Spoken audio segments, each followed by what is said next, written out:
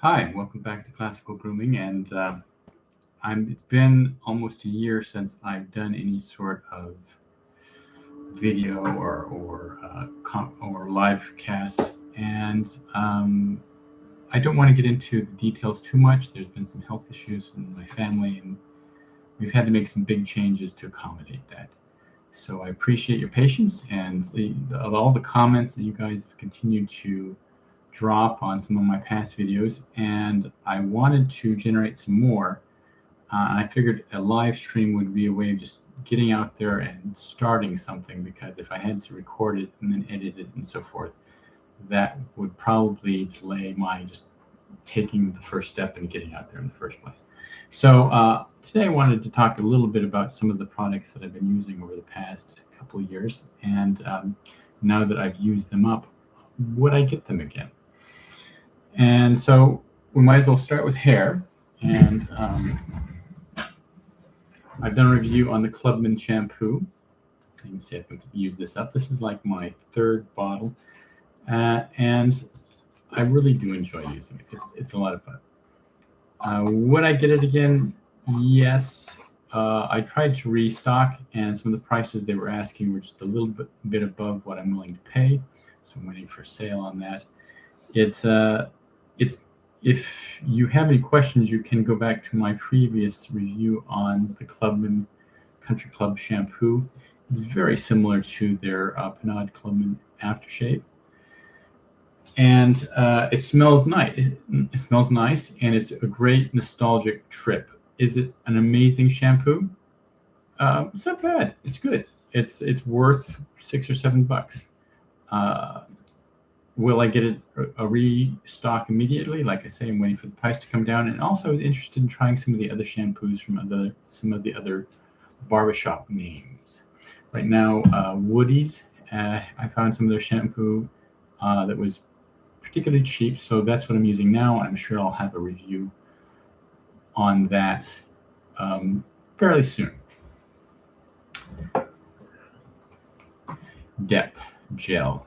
Yes. It was fun. I mean, I have maybe 2 more uses left in it. Will I get it again? I don't think so.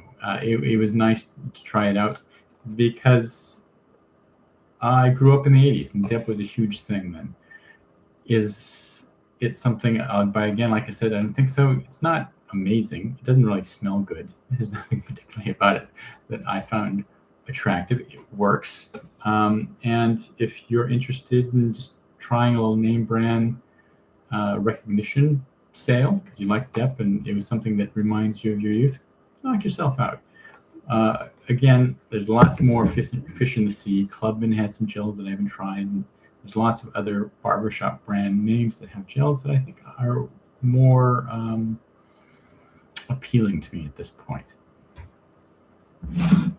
Let's see if there's anything in the health in the hair section. The Tres Flores, I can't even read it because it's so old now. The Brilliantine. You can see the label has moved because the Brilliantine is just mineral oil with perfume in it. But that being said, it works well. I slapped some on, and it works in your hair. It smells really nice. And if you want to spend $3.50, $4 for mineral oil with really good kind of masculine smelling fragrance to it, awesome. I'm going to keep the bottle. I might keep the sticker. I don't know. Just for, again, my little bottle collection. I might put some other stuff in there. I can just slide it around, right? That's how greasy this bottle is. I might slide some other aftershaves or something in the glass bottle and store it in that. But will I try and buy it again? Maybe sometime in the future if I'm wanting another nostalgic trip. It's not amazing. It's nice. Let's see if there's anything along the hair care line here that I want to talk about. Oh, yes.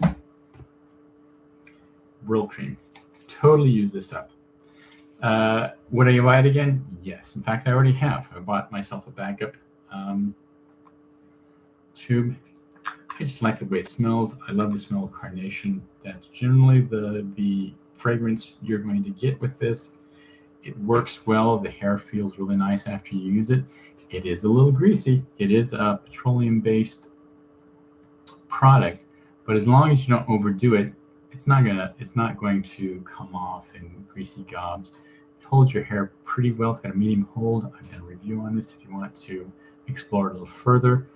And yep, already have my backup box fired up and ready to go. Okay, so let's talk a little bit about shaving.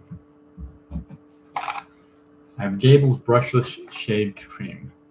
Would I buy it again? Yes. Will I buy it again immediately? No, because I have lots of shave creams that I like to try and test out. But this is good stuff. It's essentially what I would call a version of Noxzema shaving cream, for those of you that are familiar with that, again, from the past. It has a tea tree and eucalyptus smell. It lubricates well. It's not super thick, so you have to be a little bit more gentle when you go through it, but it's not watery. So this is totally something I plan on getting again in the future.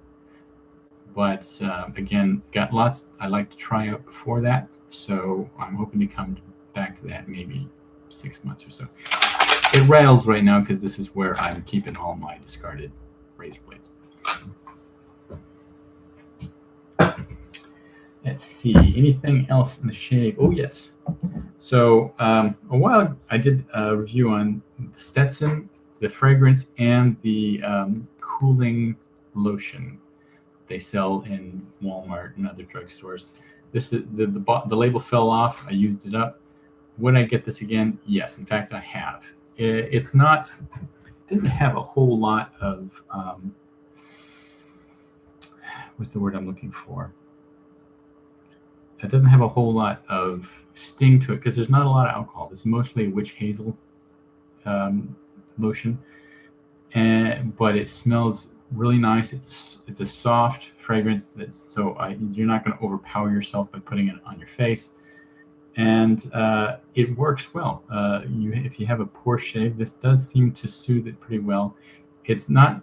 It doesn't have much of a brace, is what I'm looking for. Even though it's a cooling lotion, it's the amount of menthol they use in there is mild.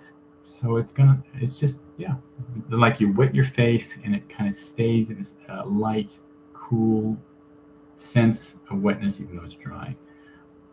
About half an hour.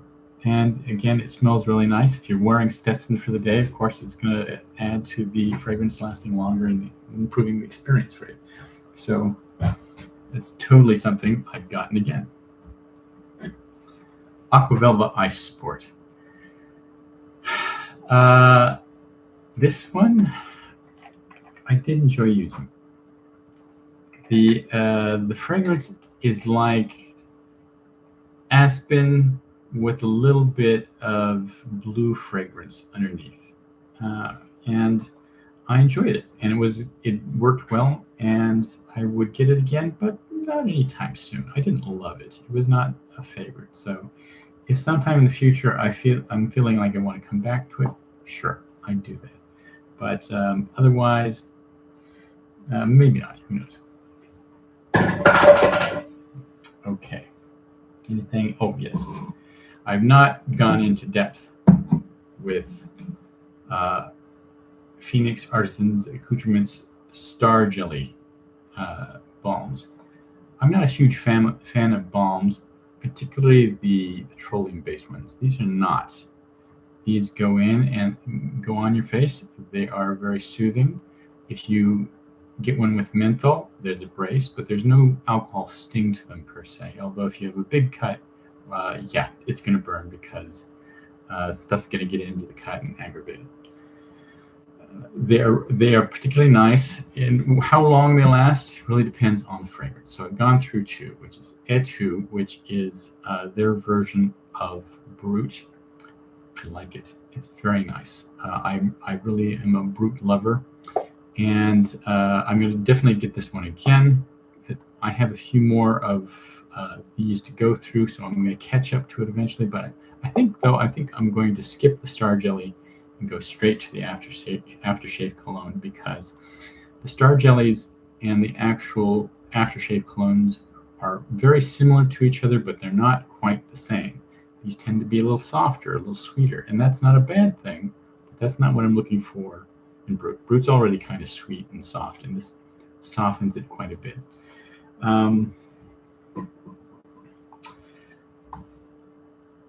Black Bot. Now this one, I have mixed feelings about it. When I first bought it, I bought it because it's a homage to Black Belt. So of course, classic fragrances I want to try. They are definitely something that catches my imagination. And when I first tried this, I was like, not particularly impressed. It wasn't bad, but it wasn't great. And as I've used it through the months, it's grown on me. However, I don't think I'm going to buy it again. If somebody got this for me for like Christmas, sure, I'd take it and I'd use it. But it's not high up enough in my taste brackets that I would spend the money and get it again. Maybe I ought to try a sample of the actual aftershave cologne, because again, these don't smell exactly like the aftershaves do, and maybe I'd have a different opinion with the aftershave colognes. Then now we're moving on to fragrances.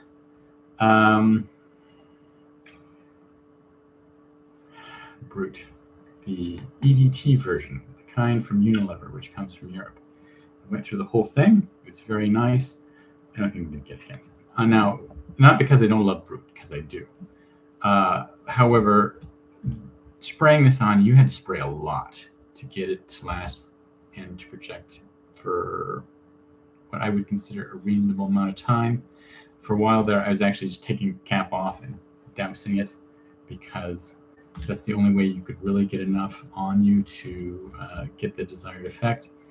And this one's a little sweeter than the American version, and that's not a bad thing, but it's not what I was looking for. So I think the green drugstore bottle, which is, like 30% cheaper than this one, works better for me. It's a drugstore fragrance. It's not super awesome, but I do like it. I wear it at least once a week if I can get away with it, or a derivative of some kind. And again, I'm going to try the aftershave cologne version of this and see if that becomes a favorite of mine. Also, I just heard from Kellen at Sense of South Jersey when he just talked about the return of Brut Special Reserve, I think is what it's called. And he says that he loves it. The original one they came out with, I think about 4 or 5 years ago, he was not a super fan of, but the newer one is. And so now that's on my to-try list. So I'm looking forward to that, to see if that's closer to the original Brut fragrance from the 70s. Supposedly, this one is much closer to it. Again, I have to get the bottle and try it out. But Brut's just close to my heart. Whether you spend $6 for it or you upscale it to something nicer for 30 or 40 bucks, I think it's always going to be part of my fragrance collection, one way or the other.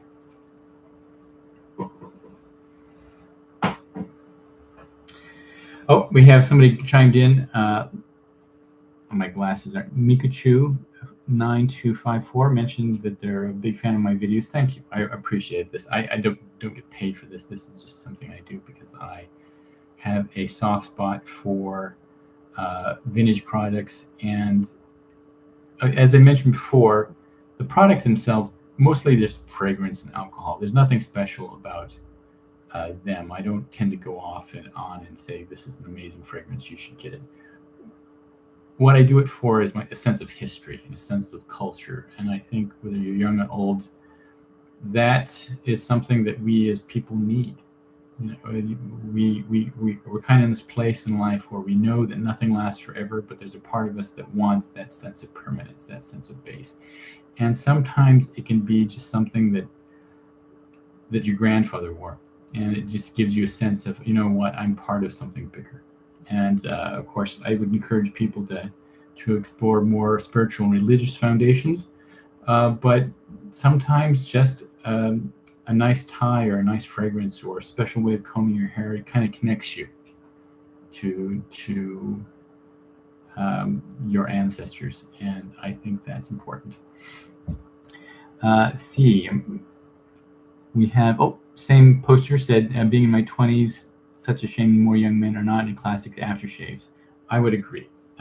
It's simply because, well, no, there's nothing wrong with new stuff. Not all stuff, all old stuff was great. But I think part of your growth into maturity and manhood is to walk a little while in the shoes of your dad or your grandfather and just relate to some of the experiences that he had, just again, so that you can have a sense of connection. And yes, the brand new stuff, really expensive. So yeah, there's a reason, another financial reason why I tend to lean towards more historical fragrances and products.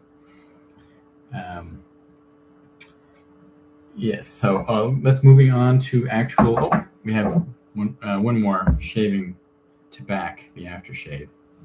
Yeah, this was good. I did enjoy this. It's very. It's masculine without being too musky. Some people don't like musky. I do, but some people don't. I don't think I can get this again because, at least on my skin, I tended to have kind of what felt like an alcohol burn. Of course, I love alcohol splashes, but for this one, whatever, there's a ingredient in here which made my skin kind of feel unpleasant after wearing it for a while. So not today. There might be an homage somewhere that's a little lighter or easier on the ingredient list for my skin, but I bid Tabac aftershave farewell for that reason. And the last, brewed as a classic. Yep, absolutely. And like I said, once a week. Thank you for posting. Paul Sebastian's Fine Cologne. I bought the 1 ounce version because I wanted to try it before committing to a larger bottle, because I have lots of bottles of stuff that I kind of wish, it's not bad, but now I'm asking myself, what am I going to do with this? Paul Sebastian is not one of them. I am totally going to buy the bigger version. This stuff is just wonderful as far as I'm concerned, of course. Other people can disagree. It's a heavy fragrance with some upper bright notes. And the heaviness is a little musky. It's a little floral. It's not so musky that it's going to gross anybody out. And I use the term musky probably incorrectly. Mildly animalic, but not civet-like, if that's something that would concern you. It's like, I would call it a deep, the feel of it is like a honey, although I don't think honey is the fragrance that we're going for here. It may be more like a heavy floral that kind of has some weight to it, and it's very gentlemanly. It's really easy to wear in almost any situation. You can, as long as you didn't go super heavy with this, office would be great. And in the evenings, you can go a little bit more and really project a sense of strength, I think would be the word I'd use. So that is my simple and quick live video. I appreciate for those of you that have stopped by and communicated with me and gave me your thoughts. I hope this was useful to you. I will probably do some more eventually as I move through stuff. I hope to have a couple of videos I planned here that would, again, I'm hoping will be interesting, based on sulfur soap, which is something that has been used in the past, as well as a new fragrance that I bought that I want to talk about. We have, again, the classes here. SHVC 2865 mentions that there's a milder aftershave fluid, which is lower alcohol than the aftershave. I'm going to have to try that. Let's see if I can find that. Thank you for bringing that up. I appreciate that. And while this is out there, and I'm sure there will be some people who are watching this after the fact, Skin Bracer has been discontinued. I posted a little comment about that on the channel. I'm interested in what you would think would be a good replacement. I know that Phoenix Artisans Accoutrements has something called Skin Chaser, which is their homage to that. I'm interested if there's any other brands or any other things that you might offer, so that I can see if I can find some of that and review them. Because I think it's kind of a shame. I mean, nothing lasts forever, but it's kind of a shame that Skin Bracer will disappear into history, at least as a product in and of itself. And I'd like to talk to you, the members of the channel, to see what we can do to fill that niche if Skin Bracer has been something that has some meaning to you. Thank you again so much for stopping by, and I hope to talk to you soon. Thanks again.